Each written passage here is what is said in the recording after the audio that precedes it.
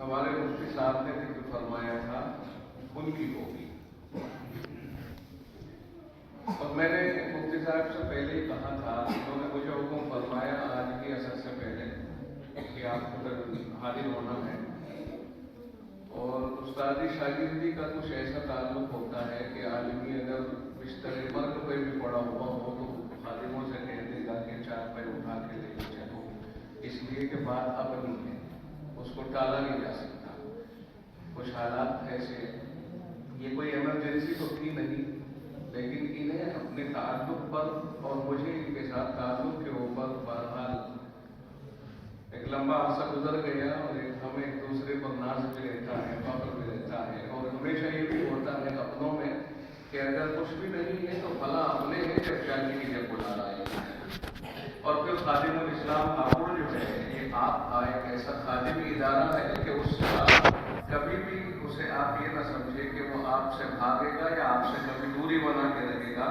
اس ادارے کا ایک ماحول پہلے سے ہی رہا ہے۔ ہمارے محترم صاحب رحمۃ اللہ علیہ مولانا نادر حسین صاحب، ان کا پہلے سے ہی یہ مزاج رہا ہے کہ وہ یہ فرمایا کرتے تھے کہ فلاں گاؤں میں جاؤ گے، وہاں ہمارے یہ جاننے والے، یہ جاننے والے، اور ان کو تیز ہو جائے گی آواز، ان کو سلام کہنا اور ان سے یہ بھی کہنا اور یہ بھی پیغام دیا کرتے تھے وہ۔ تو ان کا ایک مزاج تھا کہ وہ علاقے کو جوڑ کے چلتے تھے۔ آپ حضرات تو بہت واقف ہوں گے حضرت مولانا نادر حسین صاحب سے۔ پورے علاقے کو وہ جوڑ کے چلنا بہت زیادہ ضروری سمجھتے تھے، اور جب سے یہ ہے تو یہ ہماری ذمہ داری بھی بنتی ہے اس حیثیت سے کہ ہم اس ادارے میں رہتے ہیں کہ اس ادارے کی ذمہ داری پورے علاقے کی اٹھانے کی ہے۔ اگر کچھ بھی نہیں ہے تو وہ ادارہ ساری ذمہ داریوں کو اٹھانے کی صلاحیت بھی رکھتا ہے، اور اس کی ذمہ داری بھی ہے، اس کا فرض بھی بنتا ہے، کیونکہ جو بڑے ہوتے ہیں وہ پھر بھی بڑے رہتے ہیں۔ یہ الگ بات ہے کہ خاموش کھڑے رہتے ہیں، پھر بھی جو بڑے ہیں وہ بڑے رہتے ہیں، اور ایسے بزرگوں سے ملتا ہے ہمارا شجرہ جن کے قدموں میں کئی تاج پڑے رہتے ہیں۔ ہم چھوٹے ہیں لیکن ہماری نسبت بڑوں سے ہے، اس لیے ہم بھاگ نہیں سکتے۔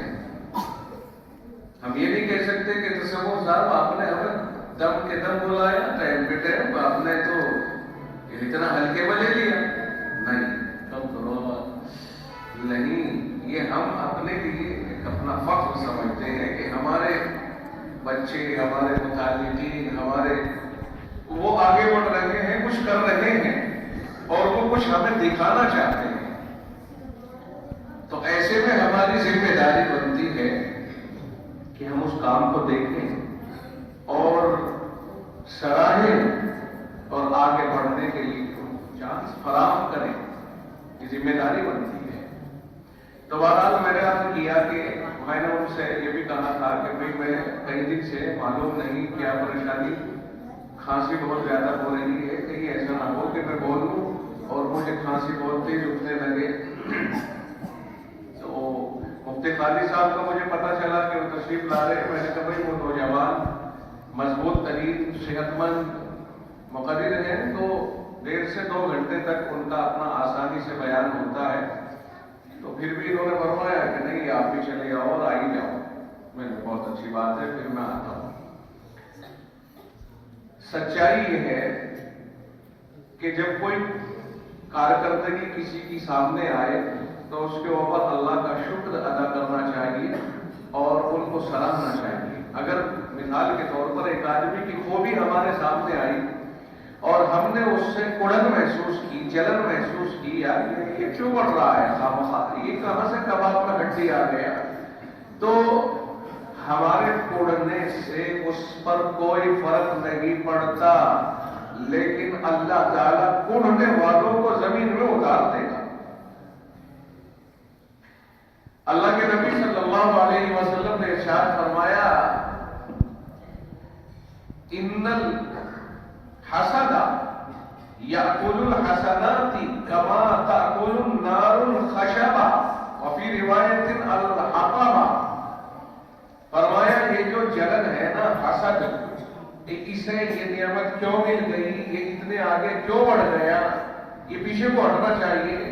فرمایا یہ ایک ایسی بیماری ہے لا علاج کہ یہ خود آدمی کی نیکیوں اور خوبیوں کو ایسے کھاتی رہتی ہے جس طرح آگ سوکھی لکڑی کو جلاتی رہتی ہے۔ آپ حدیث پاک ہے، یہ میں آپ کو اپنی طرف سے کوئی مثال گھڑ کے نہیں پیش کر رہا ہوں، کسی فلسفی کا قول نہیں پیش کر رہا ہوں، میں آپ کے سامنے حدیث پاک امام الانبیاء صلی اللہ علیہ وسلم کا ارشاد گرامی نقل کر رہا ہوں۔ فرمایا کہ جو آدمی حسد کرتا ہے، دوسرے کی نعمت پر جلتا ہے اور اس کو یہ نعمت کیوں حاصل ہو گئی، تمنا دل میں یہ رکھتا ہے کہ یہ نعمت اس سے ختم ہونی چاہیے، مجھے ملے یا نہ ملے، اپنے آپ کو وہ نعمت ملے یا نہ ملے، اس پہ نہ رہے۔ جس آدمی کے دل میں اس طرح کی ترتیب پیدا ہو جائے، اس طرح کا خیال آ جائے، فرمایا اس آدمی کی نیکیاں اس طرح سے ختم ہوتی جاتی ہے اور یہ حسد کی آگ اس کی نیکیوں کو اس طرح کھاتی جاتی ہے جس طرح لکڑی سوکھی ہوئی ہے، آگ لگا دی جائے اس میں، آگ اسے جلاتی رہتی ہے یہاں تک کہ آخر تک جلا ڈالتی ہے، اس کی راکھ اور کوئلہ بنا دیتی ہے۔ اسی طرح حسد اور جلن اور کڑھن کسی کی نعمت کے اوپر دیکھ دیکھ کر یہ انسان کی نیکیوں کو کھپاتی اور کھاتی ہے۔ خداوند عالم نے جناب محمد رسول اللہ صلی اللہ علیہ وسلم کو ہماری کائنات کی انسان و جنات ہر قسم کی مخلوق کی ہدایت کے لیے مبعوث فرمایا تھا۔ آپ کی یہ ہدایتیں ہیں اور کہنے کے لیے تو چھوٹی سی چیز ہے، کہنے کے لیے تو چھوٹی سی بیماری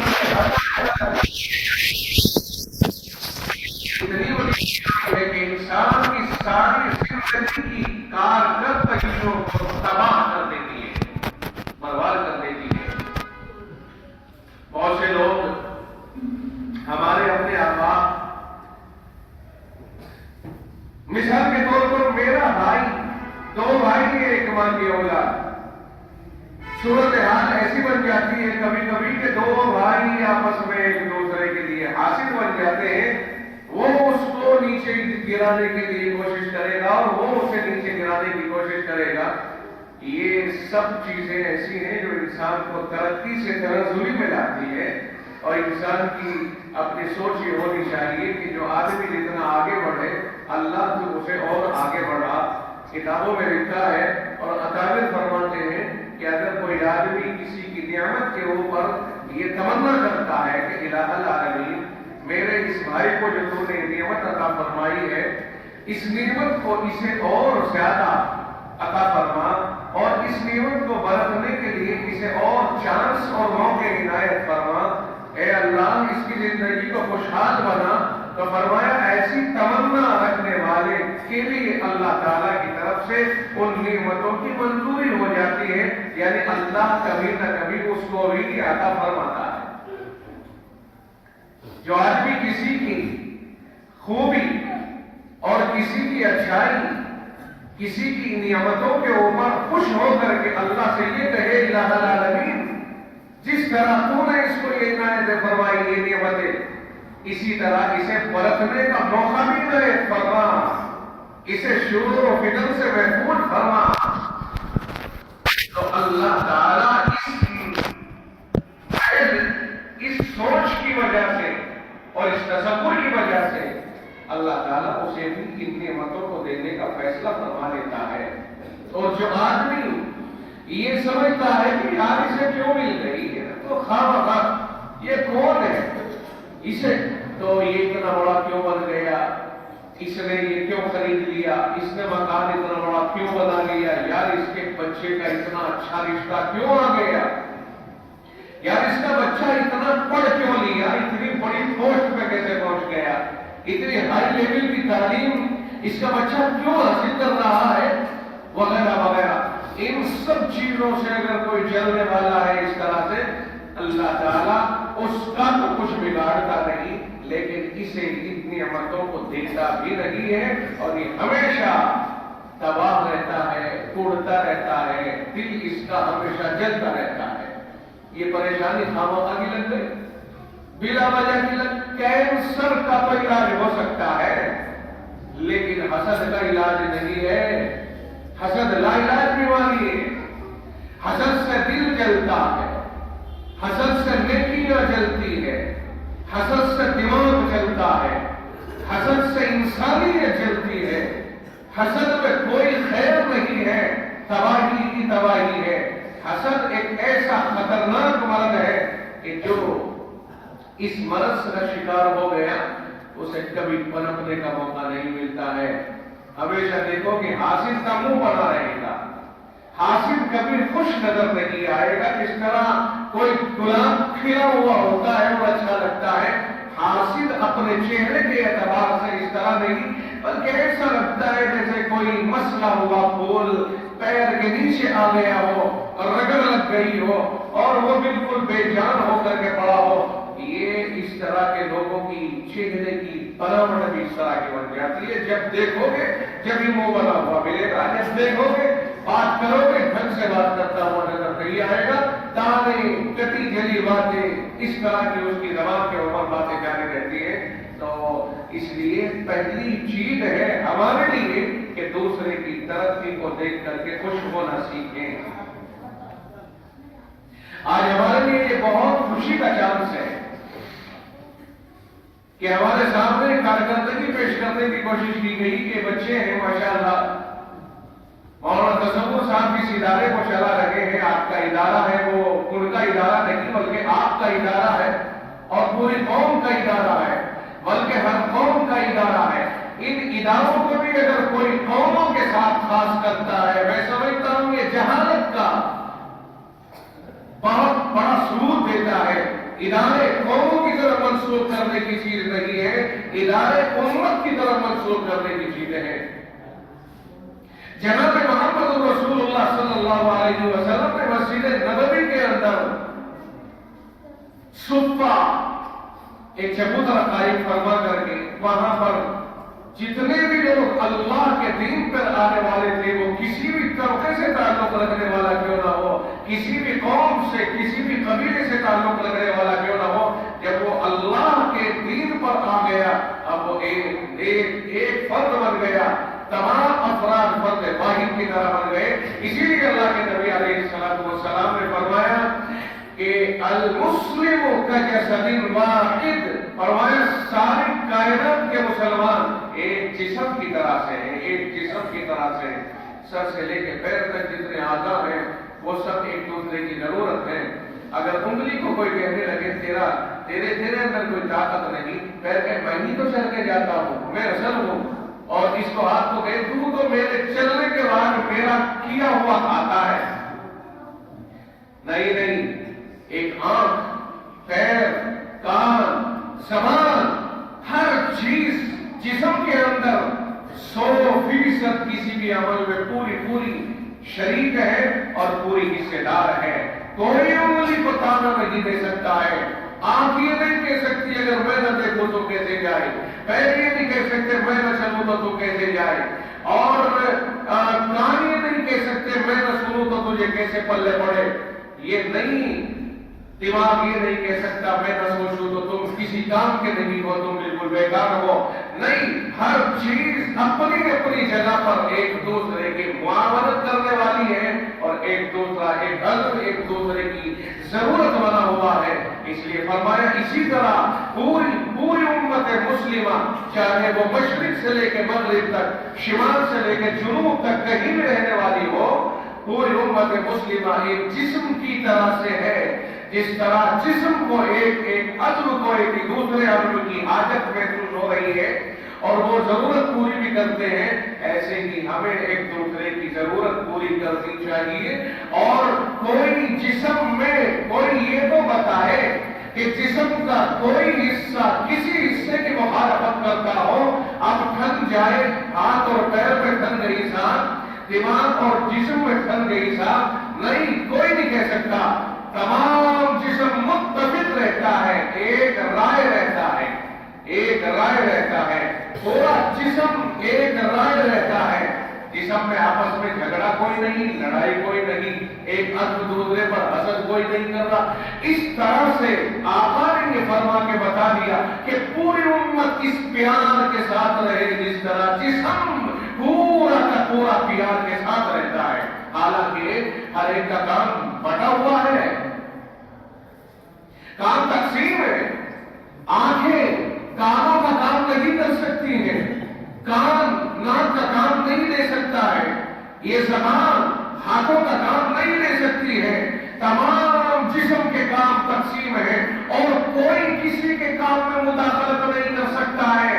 कोई नहीं कि साहब आंखें हाइट हो गई, कानों को मना कर दिया, सुनेगा नहीं तो कानों ने आंखों के दबाव में आकर के सुनना छोड़ दिया। नहीं, पूरा जिस्म हर आदमी अपनी अपनी जगह पर अपने अपने शोबे में 100% काम कर रहा है और फिर पूरा जिस्म एक दूसरे की जरूरत बना हुआ है। जिस तरह ये जिस्म पूरी पूरी पूरी कायनात है, ये जिस्म जैसे आलम अकबर है ऐसे ही आलम असगर है। अल्लाह ताला ने जिस्म को पूरी कायनात का छोटा मजमूआ बना करके एक पूरी दुनिया बना दिया है। इस तरह दुनिया फैली हुई है, अगर उसे समेटे तो इंसान बन जाता है और इंसान को फैलाए तो दुनिया बन जाती है। इस तरह से रहने का सबक दिया जा रहा है कि लोगों ऐसे रहो जैसे पूरा जिस्म मुत्तफिक होकर के रहता है, कोई इख्तिलाफ नहीं करता है। हम किसी भी शोबे में काम करने वाले हो, हम हर शोबे में एक दूसरे के मुआविन हैं, एक दूसरे के मददगार रहे। मदरसे वाले तबलीगियों के मददगार, तबलीग वाले मदरसे वालों के मददगार, दोनों खानका वालों के मददगार, खानका वाले दोनों के मददगार, सरहदों पे काम करने वाले सब के मददगार, उनके लिए सब मददगार। कोई किसी में इख्तिलाफ नहीं रखा गया है, हर एक दूसरे से अटैच है। और जब ये सारे इकट्ठे हो जाते हैं तो समझ लो एक इंसानियत बन जाती है और जब ये सब इकट्ठी सोच पर आते हैं तो पूरा दीन बन जाता है, वरना फिर कुछ भी नहीं रहता। बात समझ रहे हो? हर शोबा एक दूसरे की जरूरत है। इसी तरह से हर कौम, हर बिरादरी एक दूसरे की जरूरत है। ये बिरादरियां याद रखना पहचान के लिए है, असलियत बिरादरियों से नहीं टपकती। असलियत तो इंसान के तकवे, परहेजगारी, दीनदारी, दीन पर चलने से टपकती है। कुरान करीम ने इसको साफ कर दिया, क्लियर कर दिया।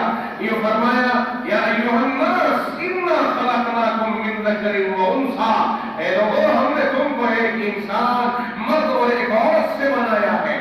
वजअलनाकुम शुऊबन व क़बाइला, और ये जो तुम्हारी शाखें, ये कबीले, ये बिरादरियां, ये निशान जो बनाए गए हैं, लिताअरफू, सिर्फ इसलिए बनाए गए हैं ताकि पहचान हो जाए कि ये आदमी है, भाई ये कौन है, कहां का है, किसका है। तो इन बिरादरियों के जरिए या कबीलों के जरिए सिर्फ पहचान कराई जाती है, पढ़ाई इनके जरिए नहीं।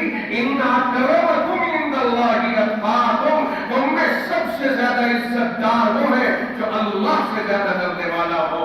बिरादरियों की बुनियाद पर कोई पढ़ाई और छोटाई का हामिल नहीं है, मुतामिल नहीं है। ये सब चीजें तो सिर्फ जान पहचान का जरिया है, इसके जरिए पहचान होती है। सिर्फ इसका बिरादरी, कबीले, कुनबे, कुटुंब, खानदान, इनका कोई रूल नहीं है। सिर्फ इतना सा रूल है कि पहचान हो जाए कौन है, किसका है, किससे ताल्लुक रखता है, बस। इसके अलावा इन बिरादरियों का कोई लेना देना नहीं है। इंसानियत जिंदाबाद, करामत और तकवा जिंदाबाद। रब ने यूं ही नहीं कह दिया, उनमें सबसे ज्यादा बुलंद मर्तबे वाला वो है जो अल्लाह से डरने वाला हो। तो जिसमें खौफ खुदा है, खुदा के यहाँ मुकर्रम है, वरना जहन्नम का ईंधन है, कोई फायदा नहीं है फिर उसका। इसलिए मेयार अल्लाह की रज़ा, अल्लाह की खुशनुदी, ये है असल। ये बच्चे जो हमारे इदारे के अंदर पढ़ने वाले हैं, मुझे रश्क आता है इनके ऊपर। मैं सच्चाई के साथ ये कहता हूं, और अब तो हमारी मजबूरी बन रही है ये تقریر کرنا اور یہ کہنا کہ لوگوں دنیا کو دھیان سے رکھ کر کے سمجھ کر کے چلو، اور لوگوں دنیا اور دین دونوں چیزوں کو الگ نہیں کیا جا سکتا ہے۔ تیرنے کے لیے دریا چاہیے، دریا نہیں ہے تو تیراک نہیں کہا جا سکتا ہے۔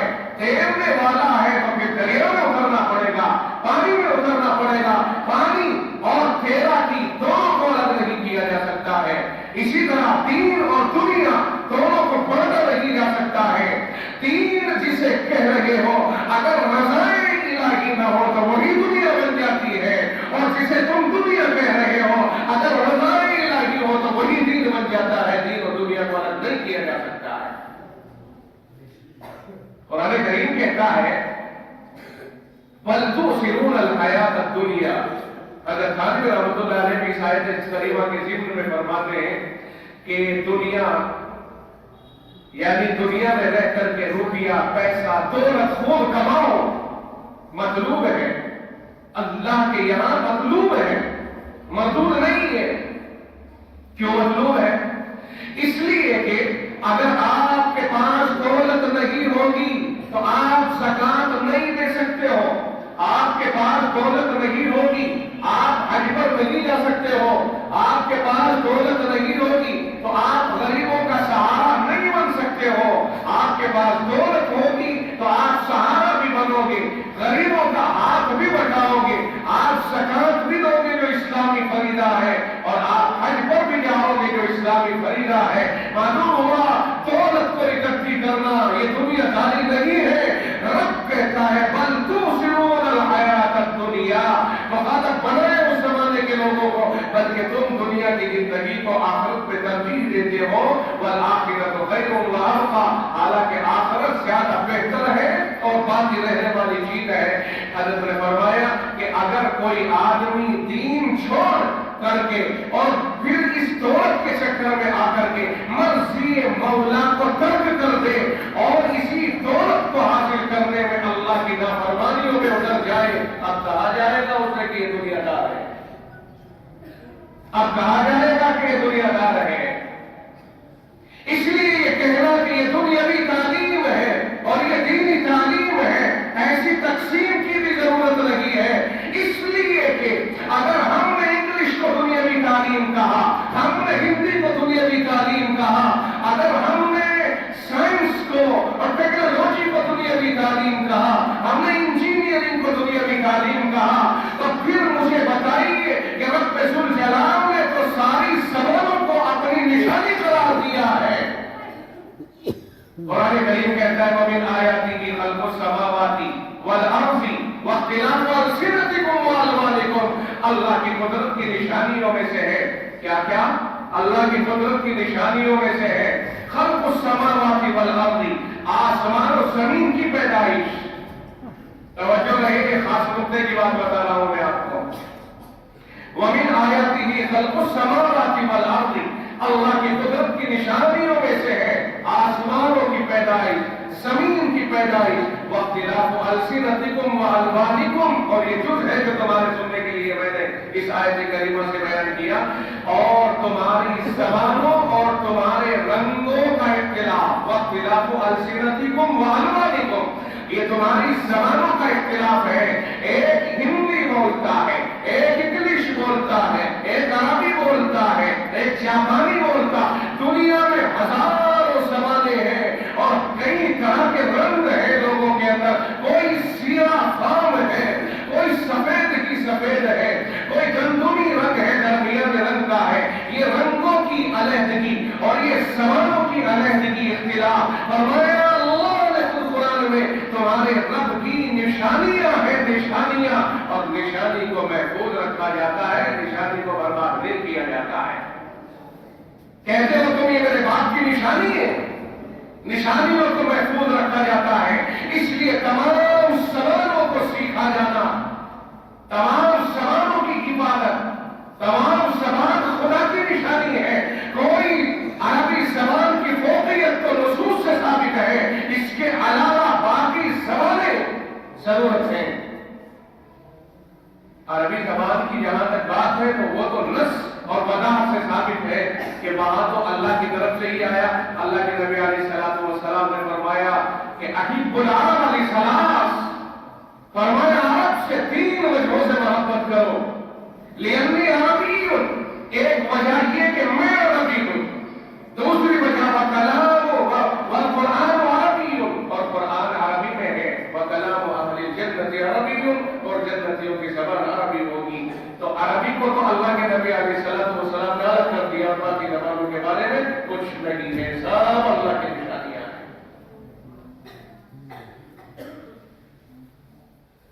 ایک مولانا صاحب تقریر کر رہے تھے، مجھے نہیں کہنی چاہیے یہاں یہ بات. وہ پرانے دور کے آدمی میں نے اپنے کانوں سے سنا، انہوں نے اس پر سخت نکیر فرمائی کہ ہندی زبان میں کتاب لکھ کر کے ممبر کے اوپر رکھی جا رہی ہے، تباہی نہیں جائے گی تو کیا ہوگا؟ کیا ہندی زبان خدا کی قدرت کی نشانی نہیں ہے؟ کیا انگلش زبان خدا کی قدرت کی نشانی ہے؟ کیا جن لوگوں کو اللہ نے انگلستان میں پیدا فرمایا ہے کیا وہ مردود ہے؟ نہیں، ساری چیزیں اللہ کے رضا. اللہ نے فرمایا اقرا پڑھیے، اور یہ نہیں فرمایا کیا پڑھیے. وہ یہ کہتے ہیں اقرا بسم ربک الذی خلق، پڑھیے اپنے رب کے نام سے جس نے پیدا کیا ہے. اس کا مطلب یہ ہوا اقرا کا مفعول محذوف ہے. اقرا کے بعد میں اللہ کا اشارہ یہ ہے کہ اس کل کائنات کو پڑھیے، اس لیے کہ ساری کائنات تمہارے لیے ہے. ان الدنیا خلقت لکم، ساری دنیا تمہارے لیے پیدا کی گئی. لوہا زمین میں ہے، اللہ تعالیٰ نے انسانوں کو عقل دی، لوہے کو نکالا، بہت کچھ کیا ہے. اگر یہ دنیاوی علوم کہلائیں گے یک طرفہ، تو اس دنیا میں سے دین کہاں سے لاؤ گے؟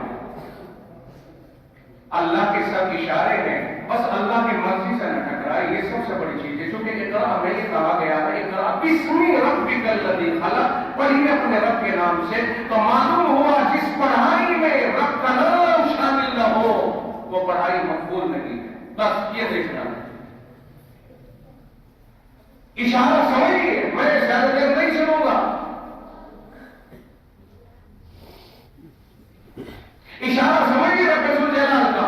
اقرا بسم ربک الذی خلق، پڑھیے اپنے رب کے نام سے، اس رب کے نام سے جس نے کائنات کو پیدا کیا، تجھے پیدا کیا، انسان کو ایک خون کے 2 ٹکڑے سے پیدا کیا. تو رب نے فرمایا اپنے رب کے نام سے، جس علم میں رب کا نام قائم ہو وہ علم مقبول نہیں ہے، اور جس علم کے ساتھ رب کا نام جڑا ہوا ہو بس وہی علم مقبول ہے. دنیا میں پڑھو تو کچھ بھی، لیکن رب کے نام سے بالا ہو کر کے نہیں، اللہ کے نام کے ساتھ، یعنی عقیدہ درست ہونا چاہیے. کچھ بھی پڑھو، ہوائی جہاز بنانا سیکھو، ہواؤں میں اڑنا سیکھو، پنڈوبیاں بنانا سیکھو، دریاؤں میں اترنا سیکھو، کائنات میں اڑنا سیکھو، کچھ بھی کرو، کچھ بھی کرو، لیکن اپنے رب سے اگر غافل ہو گیا انسان یہ مردود ہے، ملعون ہے. اور اگر کائنات میں کچھ بھی کر رہا ہے وہ اور رب کے نام سے جڑا ہوا ہے، رب سے دور نہیں ہے، اللہ کی تعلیم سے دور نہیں ہے، تو پھر مقبول ہے اور ضرورت ہے اس کی. اگر انگلش دان نہیں ہوں گے تو انگلستان میں آپ اپنی تعلیم کو لے کر کیسے پہنچو گے؟ اللہ رحم فرمائے تبلیغیوں کے اوپر بھی، انہوں نے ساری دنیا کی زبانوں میں ساری دنیا میں تبلیغ پہنچا دی. الحمدللہ ساری دنیا میں، ساری دنیا کی زبانوں میں مرکز نظام الدین کا پیغام پہنچا دیا. اور مرکز نظام الدین دارالعلوم کا پیغام ہے. مرکز نظام الدین الگ نہیں، مرکز نظام الدین دارالعلوم دیوبند کی ایک شاخ ہے. اس لیے کہ مولانا الیاس صاحب رحمۃ اللہ علیہ دارالعلوم دیوبند کے فارغ ہیں، مولانا شیخ الہند کے شاگرد ہیں.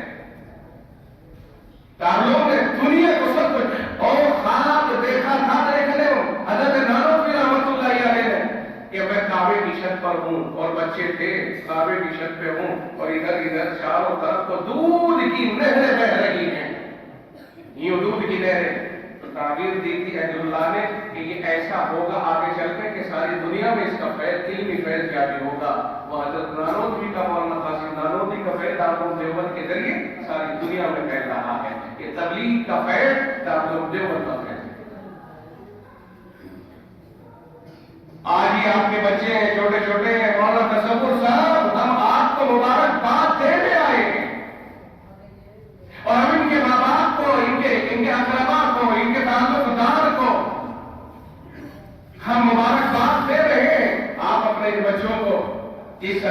کے چل رہے ہو، اسی طرح آگے محنت کرتے رہیے. اور ان کو گھر میں جانے کے بعد بچہ استادوں کے پاس رہتا ہے 4-6 گھنٹے اور آپ کے پاس رہتا ہے 12-14 گھنٹے. کبھی کبھی استاد سے کہتے ہیں ماں باپ، استاد جی کیا سکھایا آپ نے؟ وہاں جا کر کود بھاند کرتا ہے جی، شور کرتا ہے، دنگا کرتا ہے. ہم کہتے ہیں ہمارے پاس آنے کے بعد کوئی دنگا نہیں کرتا. آپ نے کیا سکھایا گھر میں کہ آپ کے ہوتے ہوئے دنگا کرتا ہے؟ بات سمجھنا میں کیا کہہ رہا ہوں؟ استاد جی آپ نے کیا سکھایا ہے؟ ہم پوچھتے ہیں ماں باپ جی آپ نے کیا سکھایا ہے؟ والدین صاحب آپ نے کیا سکھایا ہے؟ آپ نے بچے کی کیا نگرانی کی ہے؟ جب ہمارے پاس آتا ہے وہی بچہ گردن جھکا کے اطاعت اور فرمانبرداری کرتا ہے، اور جب آپ کے پاس جاتا ہے وہی بچہ، آپ کا اثر اس پر کیوں نہیں پڑا؟ استادوں کو مانے نہ دو. جب آپ کی نگرانی میں رہے، آپ کی ذمہ داری ہے. استاد نے بچے کو کام دے دیا، آپ کی نگرانی میں کھیل رہا ہے. استاد نے کہا اپنے گھر کاپی پہ کام کر کے لانا، آپ نے توجہ نہیں دی ہے. استاد کا قصور نہیں، قصور ماں باپ کا ہے جنہوں نے اس کو کھیلنے کا موقع دیا. کبھی اپنی ذمہ داری کو سمجھنے کی کوشش کرو. بچہ پڑھنے نہیں آیا، مولانا صاحب کی ذمہ داری ہو گئی، مولانا آپ نے تو بچے کو بلانے نہیں بھیجا.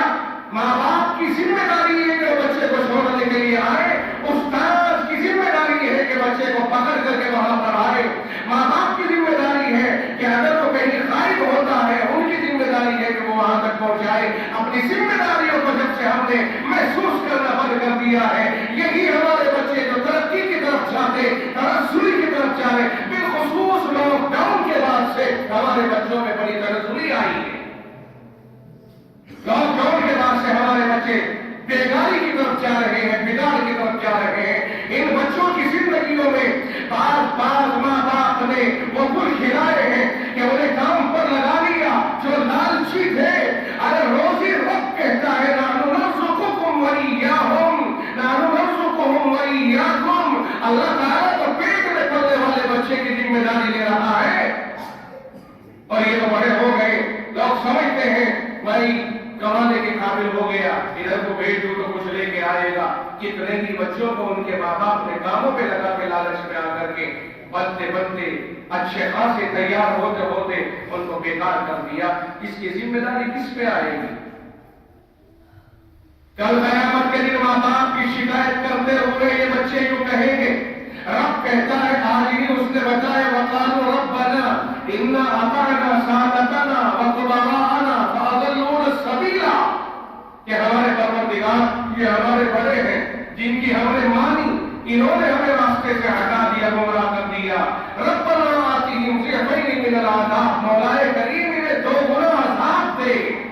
یہی بچے کل ہمارے لیے اگر ہم نے ان کو راہ راست نہ دکھایا جبکہ ہماری ذمہ داری ہے. رب کہتا ہے یا ایھا الذین آمنوا قوا انفسکم واہلیکم نارا، اے ایمان والو اپنے آپ کو بھی اور اپنے گھر والوں کو بھی جہنم کی آگ سے بچائیے.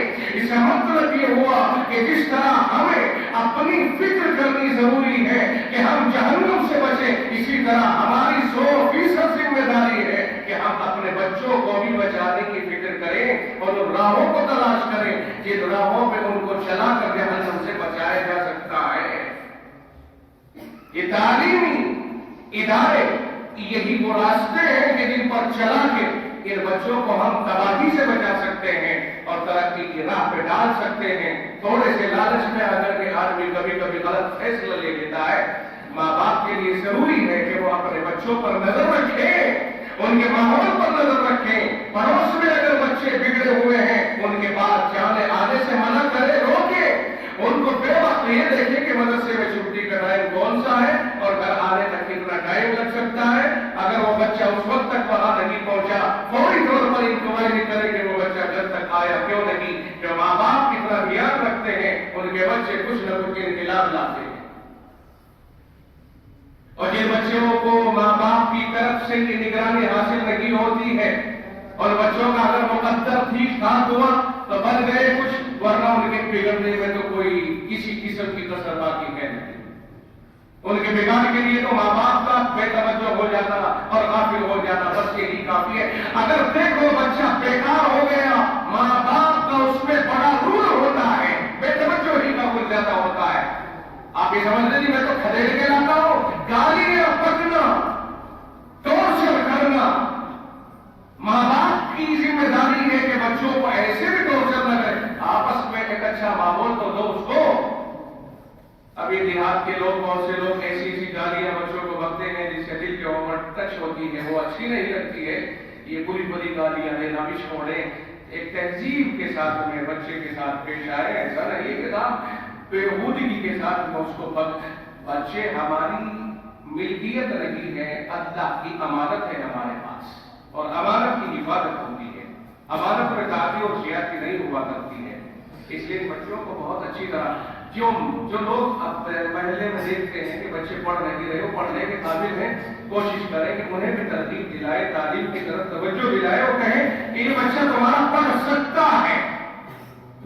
کوئی اگر یہ کہے کہ پڑھائی پہ خرچ ہوتا ہے، میرے پاس خرچ نہیں ہے، تو یہ ماں کہاں گنجائش والے امیر قسم کے لوگ، ان کی ذمہ داری ہے کہ یہ ان کمزور اور غریب بچوں کی تعلیم پر کچھ نہ کچھ خرچ کریں. جس طرح سے مدرسے والے خرچ کرتے ہیں نا، آپ نے بچوں کو بھیج دیا اور وہ مدرسے میں داخل ہو گیا، اب وہ الف باتا سے لے کر کے مولوی تک بننے تک اپنا مدرسے والے کھلائیں گے اس کو، مدرسے والے سردیوں میں لحاظ بھی دیں گے، مدرسے والے اکثر ان کی دیکھ بھال کریں گے. یہ تو اللہ کا فضل ہے کہ ایمان تان میں لا کر کے پھر بچوں کر دیتے ہیں، آگے کامیاب بنا دیتے ہیں. تو بہرحال اس طرح امیروں کی ذمہ داری ہے کہ وہ غریبوں کا لحاظ کریں، اس لیے کہ غریبوں کے حق کا مال اور غریبوں کے لیے اللہ تعالیٰ نے امیروں کے گھروں میں ڈالا ہے. امیروں کی آزمائش کے لیے کہ غریبوں تک پہنچاتے ہیں کہ نہیں پہنچاتے ہیں. کل قیامت میں ایک ایک کا حساب لے لیا جائے گا اور پوچھا جائے گا. حدیث بھی کہتی ہے تم سرون ترزقون بدعافائکم، کہ تمہارے جو غریب کمزور طبقہ ہے نا، انہی کی وجہ سے تمہیں اللہ تعالیٰ مدد بھی دیتا ہے اور روزیاں بھی دیتا ہے. ان غریبوں کی برکت سمجھو. اگر غریب نہ ہو امیروں کے پاس میں خوشحالی نہ ہو. خدا نے نظام بنایا ہے، امیروں کے گھر میں رزق بھیج دیا اور غریبوں کے لیے ان پر حقوق لاگو کر دیے. لوگ سمجھتے ہیں کہ ہم نے زکات دے دی کافی ہو گیا. زکات کے علاوہ بھی ضروری ہے کہ وہ حالات کو دیکھ کر کے امداد کیا جائے. اللہ تعالیٰ ہمیں بار ان سب چیزوں کو دھیان میں لانے کی توفیق مرحمت فرمائے. اس وقت کے پروگرام کے اندر خاص طور سے میں یہ کہنا چاہ رہا تھا کہ ہم مولانا تصور صاحب اور اس ادارے سے جڑے ہوئے بجٹ کے لوگوں کو، علاقے کے لوگوں کو یہ مبارکباد دیتے ہیں کہ ادارے کا ریکارڈ بنتا ہے. ان کی کاوشیں اور ان کی کوششیں بہت اوپر لے جانے کی ہے. کاش کے بڑی سی جگہ پہ ادارہ پھیل جائے اور بڑھ جائے تو انشاءاللہ اور آگے بڑھ سکتا ہے، اور انشاءاللہ بڑھ سکتا ہی نہیں بڑھتا چلا جائے گا. راستہ نہ روکا جائے، آگے بڑھنے کا ایک چانس آپ حضرات فراہم کرتے جائیے. انشاءاللہ ادارہ آپ کے لیے ترقی کرتا جائے گا. اللہ ایک دن اس ادارے کو علاقے کا ایک بہترین نامور ادارہ بنا کر کے پوری علاقے کے اندر متعارف کرا دے گا. جو محنت کرتا ہے آگے بڑھتا ہے، محنتوں کا پھل اس کو ضرور ملتا ہے. ان اللہ لا یضیع اجر من احسن عملا، اللہ تعالیٰ اچھے کام کرنے والوں کے اجر کو ضائع نہیں فرماتا ہے. میں نہیں کہتا ادارے سارے ہی چل رہے ہیں، اپنے اپنے دائرے میں سبھی ترقی کر رہے ہیں ماشاءاللہ. ان کے نظام کے اندر جو انگریزی وغیرہ کا جو نظام اس میں لے کر کے چلے ہیں، ایک طرف دین ان کے پاس میں ہے اور دوسری طرف وہ تعلیم ہے جس کی آج ہمیں شدید ضرورت ہے. ترقی کے لیے چانس چاہیے، وہ چانس کی نظرات کو مل رہے ہیں انشاءاللہ العزیز. اگر اسی طرح سے یہ گامزن رہے اپنی راہ کے اوپر تو یہ ادارہ بہت آگے بڑھے گا اور یہ بچے انشاءاللہ بہت آگے نکل جائیں گے. وآخر دعوانا الحمدللہ رب العالمین.